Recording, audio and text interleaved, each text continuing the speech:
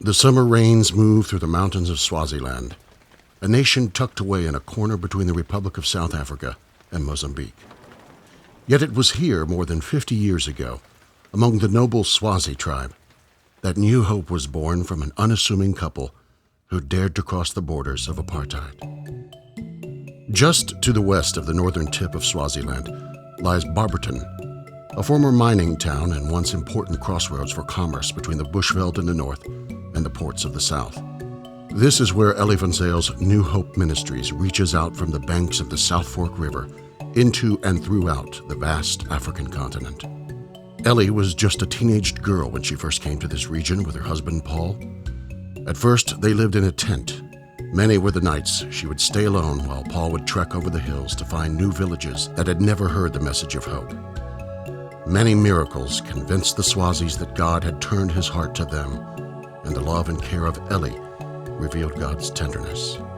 A skilled nurse and midwife, Ellie was called upon to deliver many hundreds of Swazi babies without losing a single child or mother. Today, as they've established works throughout the northeast region of South Africa, that number has soared to over 3,000 babies delivered with no loss of life under her care. The Van Zyles reaped a great harvest of hope from this community, as well as other tribes throughout the region. Over the decades that they ministered together, over 100 churches established, and thousands carrying the good news of life to their own people and others. Today, New Hope is a center of compassion, with several congregations that use their campus.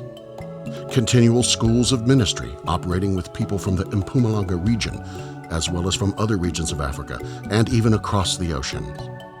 Food is distributed. Medical care is freely given.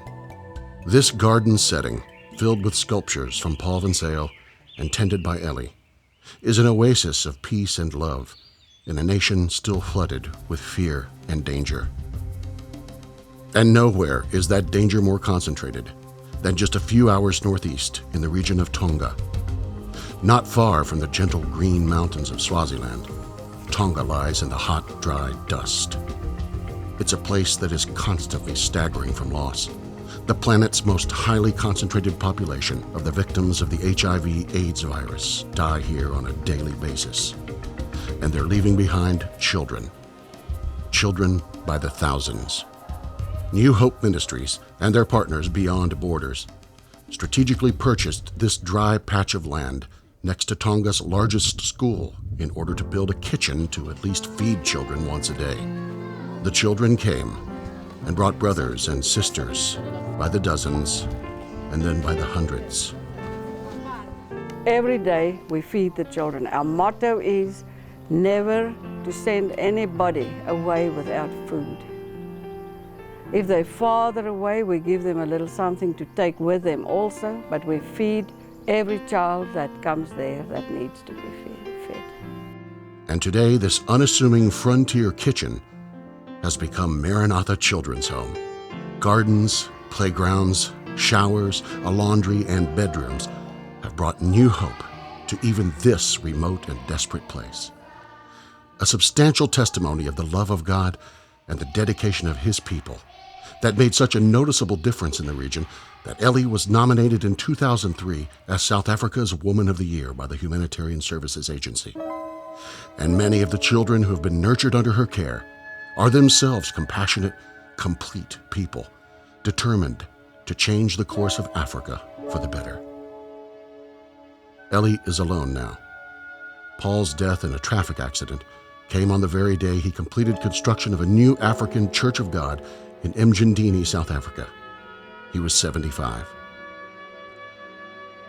She continues to lead the New Hope Ministry campus, the congregations that meet there, and continues the work in Tonga for the children. The campus is actually quite critical for important continual ministry. This student center is the hub of all activity. It's where the students and visitors gather for classes, conversations, meetings, and meals. Surrounding that creative nerve center is the church. Also the dorms, which house up to 120 people at a time, who are there for retreats, schools of ministry, youth camps, and family seminars for different denominations of Christians. The buildings were completed in 2002 and opened and dedicated in 2003, by international evangelists Carl and Beverly Richardson, Dr. Mark and Sandra K. Williams, the current General Overseer of the Church of God, Tim and Paula Hill, now the Director of Church of God World Missions, and Dr. Bill and Jean Wilson and their family, Director of World Class Cities International. More than 100 African pastors and evangelists were trained by African and American leaders, and many more have now passed through the doors over this last decade. But in the years since they first opened, the hot African sun and the deluge of the tropical rainy seasons, including hailstorms and high winds, especially this year, have placed this key building in danger of total destruction if the roof is not replaced and upgraded immediately. Beyond Borders has consistently partnered with Ellie for more than 30 years and is now sharing this unique opportunity to join with a proven and effective ministry through your special donations, your prayers, your participation in bringing new hope to a people who have been broken by social upheaval, violence, and disease.